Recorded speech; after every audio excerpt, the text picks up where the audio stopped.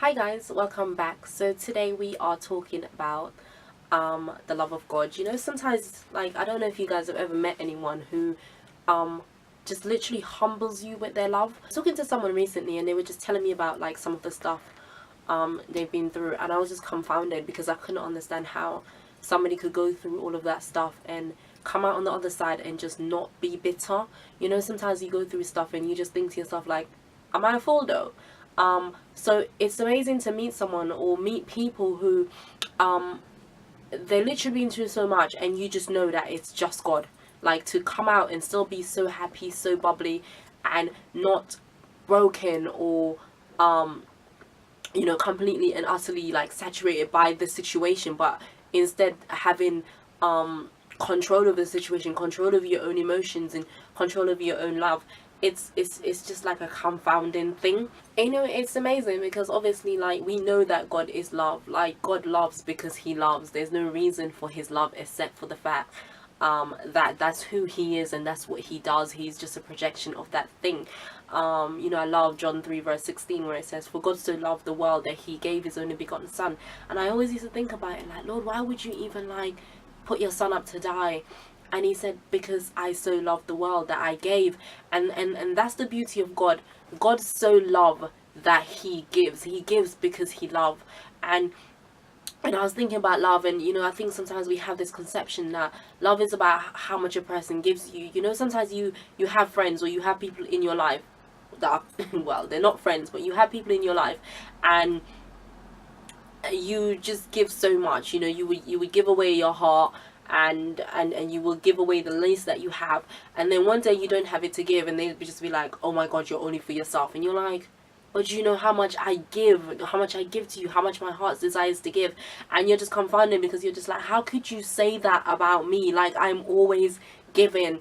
I'm a giving person, I'm a loving person. I always have you. I will put myself aside, I'll put my children aside, I'll put my family aside just to make sure that you're okay. And this is how you repay me, by calling me selfish, or by not even understanding the kind of person that I am or the kind of heart that I have.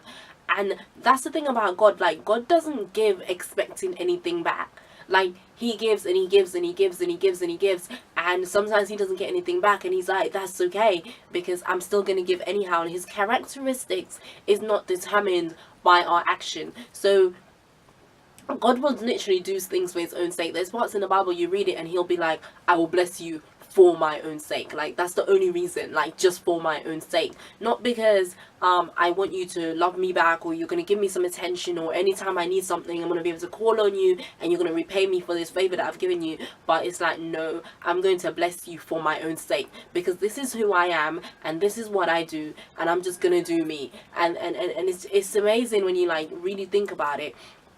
And so like I was just thinking like about God and how he gives and he gives and he gives, and we don't always give back. And if we were in any kind of relationship, like if you were in a relationship with someone and you kept on giving and giving and giving, and they didn't even appreciate your giving, and they didn't appreciate your love, and they didn't appreciate your attention, you would just be like, you would try and talk to them, and then if they still didn't listen, then you would probably like break up, because you would just be like, like, this is not the kind of relationship I want to have, or this is not the kind of relationship I want to be involved in.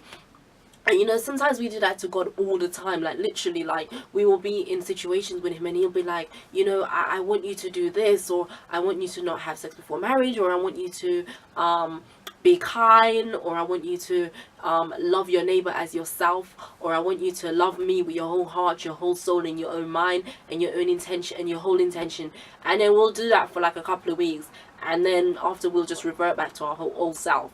And then we'll carry on, and he'll just talk to us again, and then we'll do it for another week, and maybe if we're lucky we'll do it for a month, and then we revert back to our own selves, and then we're just like, well, I tried. Or you be like, oh well, this is who I am, I don't want to change. You give all those attitudes and stuff to God. And he still loves you. Like, he still loves you in spite of that, and he'll still be like, you know what, I love you because I love you. If it was me, like, and that was my partner, I was talking to him constantly, and he'd do things for a week and then he reverts back, and then he do things for a month and then he reverts back, and then he does it for a year and he reverts back. I'll just be like, well, you don't even respect me, so there's no point in us being together.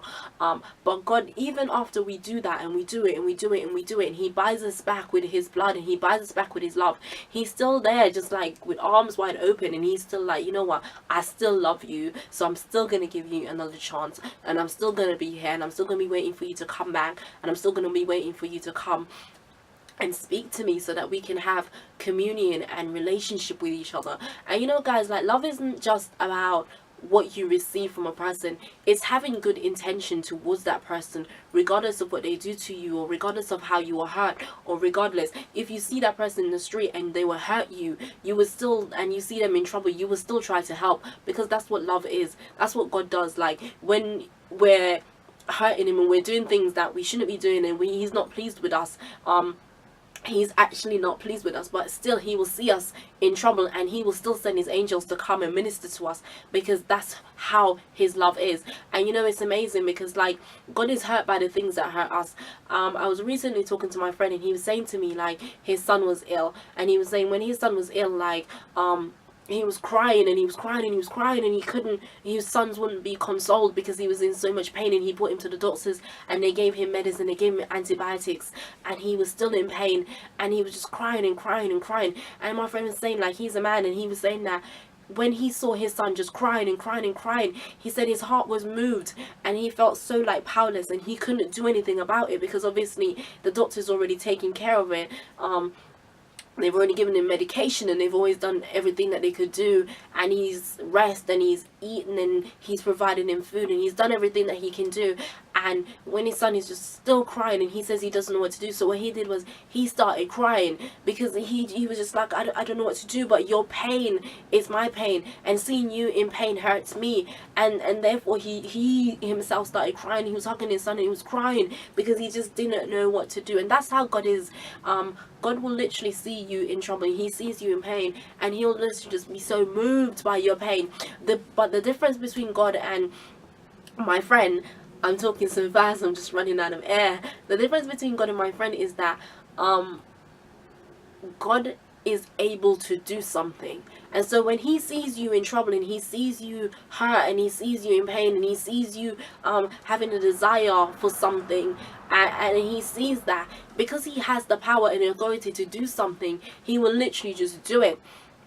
And this is how, like, God is. Like, he's like a loving father who's just there with arms wide open all the time, saying, you know what, come, I will take care of you and I will look after you. And that kind of love is the kind of love that literally just humbles you. The love of God will literally just humbles you. When I think about, you know, people, and I think about the things that God has done in my life, even, I'm just like so humbled by his love. Love doesn't mean like saying yes to everything as well. I think that's so important to remember. For example, like, God says no to us all the time. Do you remember in the Bible there was that situation with David, where David slept with Bathsheba, and then, like, when he slept with her, he tried to like get her to go home and sleep with her husband, and her husband was on duty, so the man wouldn't sleep with his wife because it was like against his duty to do so. And so when the man, even though the man was being loyal to David and he was looking after David's business, what David did was he killed him so that he could have his wife. So David killed the guy so that he can have his wife, and then because the wife was pregnant, and he tried to make a cover up, but when that didn't work, he decided to kill the man for his wife. And so, like, when that happened, like, you know, stuff happened, and then God was angry, and then David asked for forgiveness, but then he wanted the child to live, and God was like, no, the child will die. So what David did was he started fasting. He refused to eat, and his servants were worried about him, but he just refused to eat, and in the end the child died anyhow. So God said no. God was like, no, you've sinned, this thing you've done is wrong, and the child will not live for whatever reason. And then David got up and he just went about his business and he started eating. And so what I'm saying that to say is that sometimes God will say no to you. Love doesn't mean, you know, everything that you ask for you get. That's not what it's really about. It's about getting the things that you need, and the things that will bless you. and that's what God did. And so God said no. And sometimes God will say no to us, and sometimes you have to say no to the people you love. But the point of the matter is that the love of God is so rich and so pure, and it will literally just subject you into humility. Like, when you really think about how much God loved us, like, God could have just, like, wiped David off the face of the earth. He could just be like, you know what, this thing that you've done is too much. This thing that you've done is too much. How can you kill someone? You know, there's times in the Old Testament where if you were a murderer, you would be murdered. An eye for an eye, a tooth for a tooth. You will be killed if you were a murderer. You'd just be murdered. No one would be there. You'll be cut off from your people, and you'd be sent away. But God was like, you know what, I'm going to forgive you, because your heart is that you're going to come and you're going to say sorry, and you're going to mean it. And sometimes when people come and they say sorry and they mean it, we have to just, like, be willing to forgive them in the same way that God has forgiven us. And you know, like, sometimes, like, if it was me, I'd be like, am I a fool though? Like, you came, you killed my daughter, or you killed my son, or, you know, you killed someone I care about, and I'm supposed to just be here and forgive you. And God forgives. God forgives the murderers. He forgives the suicide bombers. He forgives the haters. He forgives the pedophile. And that's why people sometimes can't understand our God, because they're just confounded by the fact that, what? So I do all of this, and because my heart is changed and I mean it, like, it's now, like, God is now forgiven me. Because I have friends that cannot understand. They're just like, I can't understand how you can have a God who somebody will take somebody's life, and then because they've now changed, your God will forgive them and they will enter into heaven. Like, that makes no sense to me. But this is the love of God. This is the love of the one who's created us, that, you know what I mean? Like, if you come to him and you say, Lord, I'm sorry, and you come back to your first love, he's able to forgive you. And he's able to even love you in the midst of that forgiveness. And it's amazing, because God will even love you when you're still not even in the midst of forgiveness. Because the Bible says that the love of God, you know, this is greater love has no man than this. That, number one, firstly, he laid his life down for his friend. But number two, God loves you even while you were yet a sinner. That means that it wasn't in our perfection that he loved us. And, you know, sometimes, like, when I do things wrong, I feel like, oh, I can't come to God now because I've done this thing wrong, and therefore I have to wait until I'm pure and holy again. And then when I'm pure and holy again, I come back running into his name. But that's the beauty of David. David was like, I know I've sinned, I've not done this thing, and I know I don't deserve to be in your presence, but I know that the only place that I can be is in your name, so I'm going to come running into your name. And so he just knew how to run into the name of God, because, you know, the name of the Lord is a strong tower. It is a fortress. David said, you are my shield and you are my buckler. You are my hiding place. And so sometimes, like, even in the midst of, like, unforgiveness and immorality and impurity, you have to literally just come running into the name of God, because that's where love abides and that's where peace abides. The Bible says that God is the peace that passeth all understanding. That means you don't even understand it. You don't even understand how you can be going through a situation and everything around you is mess, and everything around you is crumbling, and everything around you makes no sense, and yet still in the midst of that you will have peace because you have God. And so sometimes we have to consider, like, if there's no peace in our situation, it's like, are we even really in a godly situation? Because where there is God, there is peace. You know, and where there is God, there is love. You feel this peace. In his love, there is peace. And so it is so important that we remember that. Because, like, God knows how to bless people. Like, even in bad situations, he just knows. Like, the love of God will just bless you, even in the midst of, like, bad situations. For example, think about this, right? I was reading the other day, and I was looking at Jacob, Leah, and Rebecca. So Jacob goes to his uncle's house. His uncle, you know, not no stranger. His uncle, like his mom's brother, like big deal, uncle in the house. He goes to his uncle's house, and he falls in love with this woman called Rachel. And he says, I'll work for 7 years. I will work for 7 years to marry your daughter. Because, you know, back then you had to pay your dowry. Obviously, he didn't have no money because he was running away from his brother Esau. And he didn't run. When he ran away, he didn't run away with any money. So he said, I'll work for 7 years to pay you for your daughter. His uncle was like, alright, then cool. So Jacob works. He works for 7 years. 7 years. He labored, he toiled, he looked after sheep. Some of us, yeah, we can't even work for 1 month. We'll be tired. And when you're working for 1 month, you don't even want to save your money. So imagine if you have to work for 7 years with no pay. and you know that your pay is going to come at the end of 7 years. Every day you work, every day you wake up, day by day you wake up, and you still can't see the pay. And you're counting down the days, 365 days, 600 and something days, 800 and something days, 900. You're just counting days. You're ticking it off every day. Every year you tick it off. 1 year, 2 years, 3 years, 4 years, 5 years.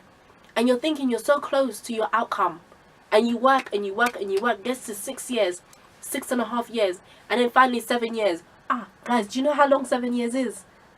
I'm telling you, even me, I'm like, the things that I want, I'm just like, Lord, I don't want to wait 7 years for them. 7 years is so, it seems so far away. I can't even imagine where I will be in 7 years. And this man worked for 7 years. 7 years he worked for. And then when it came time for him to marry his wife, he marries her and he takes her to his tent. And when he wakes up in the morning, he finds out that the wife that he worked for 7 years is not the wife that his uncle gave him. His own uncle, you know. I'm not saying like no strangers. His own uncle gave him some next wife. And so he ended up marrying another woman that he didn't want to marry. For 7 years, you had Rebecca and you had Leah in the house. He had no eyes for Rebecca. He didn't like her. He treated her well, probably because she was the sister of the woman he loved. And then he wakes up in the morning, he finds out he slept with the woman he loved. He slept with her sister. And she's not the one that was given to him, even though he worked for her for 7 years. Imagine if you're working for all that time, and when it comes to the time for you to get your reward, your boss is like, actually, I know I said that if you work for 7 years, I give you this car, but here's a box of chocolate instead. Like, what is that? What is that? And so Jacob was angry, but he still wanted his wife. He still loved her. And so he said, you know what, yeah, I'll work for another 7 years to have my wife. So he works for 14 years. This is the kind of love that humbles you. In this society, we'll be like, that's stupid. You got one wife. Be happy with her. Just move on. Whatever. Or divorce the woman and leave. But no. Love, the kind of love that humbles you is the kind of love that says, you know what, yeah, I'll work another 7 years. I'll work 14 years because I know what I want and I know what I'm going after. You have to be persistent. Love is persistent. Love is patient. Love is kind. And so he works for another 7 years. And then he gets his wife. And then when he finally gets his wife cannot have children. Can you imagine that? This woman, Rachel, even her, I feel sorry for her, you know. Me, she waited for 14 years for her husband. 14 years, she saw him out in the field every day. They couldn't do anything. They can't hold hands. You know how it was back in the Bible days. You can't hold hands. You can't kiss. You can't do none of that. And she waits for 14 years. She's watching her sister. In that last 7 years, number one, she's watching her sister. Her sister's had children. Her sister's had children after children after children. And she's still waiting for her husband. And she knows he's right there, but she still has to wait. Because that's how it is and that's how tradition is. And she's watching babies being born. And she's thinking, oh my God, in, 7 years, how quickly can I have a child? Like, will I be able to catch up? Will I be able to compete with her? Will my husband love me like the way she loves, Leah's children? And then on top of that, you have to remember as well that the first child that was born was the heir. So not only has her sister stolen her husband, she's also stolen the place of her hair, the place where her own children should be blessed. Leah's also stolen that, and she's watching and she's like, oh, my children cannot even be heir now. And she still has to wait and she still has to be patient. And then after 7 years, she finally gets married. And then after 7 years of getting married and watching and waiting, she finds out, I can't even give birth. And so now there's this whole drama where Rachel is now hating her sister. She hates her because you stole my husband. You have children from my husband and I cannot have children. And so she's now angry. And now she's bitter. And now she's upset. And now she's saying to Jacob, give me a child lest I die. All these nonsense. Because people don't always have good intentions towards you. And this is what love is. And so it goes on to say that Rachel then gives her servant to Jacob. And she's like, you know what, yeah, I can't have children. So here's my servant. Perhaps if you sleep with my servant, we'll be able to have children. And so the servant has children. And this is how she bears. And she's happy. But then Leah is like, oh, I'll just give my servant to Jacob as well. So Leah then gives her servant to Jacob. And Jacob then has children with Leah's servant. And so we have a situation where Jacob wanted one wife. 14 years he worked. He only wanted one wife. He only wanted the wife he loved. And now he has 2 concubines and 2 wives. And it's just messy because it's just like, but I only wanted one wife. I only love one wife. That's all I wanted. And so she's in a situation where everything's a mess. Women are now fighting for his attention. You know, the Bible talks about how they were literally selling him off. They were pawning him off. Oh, you know, here's some mandrakes. Give me your husband today. And so now this man who's worked for 14 years, he's tired. He's built his own house and he only wanted one wife. And now he has 4 wives. He has to support 4 people. And he has to support them not just physically, emotionally, or sexually, but he has to support them like as the head of the house. And he has to support his children as the father of the house. And so it's a mess because he's just like, what you want is not always what you get. But then do you allow yourself to then not love because of that? And so finally, Rachel has a child. Rachel finally has a child. And she's happy. And Jacob is happy. And then she has a second child. And then Rachel dies. And so the woman that he wanted and the woman he worked all that time for then dies. And it's just like, how do you love when your love is being taken away? But Jacob still loves his children. If you read the Bible, you see how he treated his children and how he loved his children. And then even in the midst of that mess, the 12 tribes of Israel came from Jacob's loins. And so even that mess, God still looked at it and God was like, 4 wives, 2 wives, 2 wives, 2 concubines, 12 children, 12 male children. They had a daughter as well by the name of Dana. So 12 male children, 4 wives, in altogether 4 women in this relationship. 2 wives and 2 concubines. And still, God still looks at it and said, you know what, yeah? I'm still going to bless that. Because this is how I love. I love because I love. And so even though Jacob was abused by his uncle, and even though he was pawned by the women, and even though he was tricked, and even though he married women he didn't love, God still oversaw it, and God was still like, it's okay. I will still love you, and I will still love your children.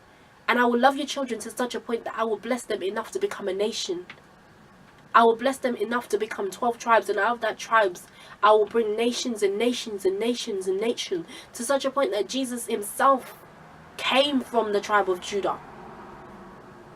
And so I say that to say that the way God loves us, and the way he will bless us even when we don't deserve blessings, and the way he will look after us in the midst of our affliction, is the kind of love that will literally drive you to humility.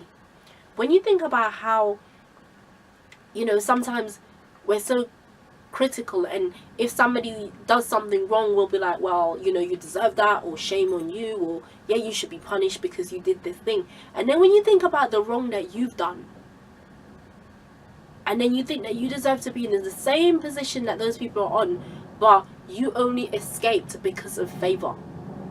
When you think like that, then you realize that the love of God will literally drive you to humility. And so, you know, like, we just want to thank God for the kind of love that just humbles us. Because God has a love that just has a way of just driving us to humility. And, you know, sometimes I look at people in the Bible like Paul and David and Moses, who were all murderers. They were murderers. They were all killers. They killed people. And they wrote like over half the Bible. And they were murderers. And God was still like, oh, so you kill people. That's okay. I can still love you. And so I think it's Jonathan Hesler, you know, he speaks about God being endless ocean, bottomless sea. And the truth of the matter is, there is no end to God. There's no end to his love. There's no end to his affection. It comes like wave after wave. and it humbles us.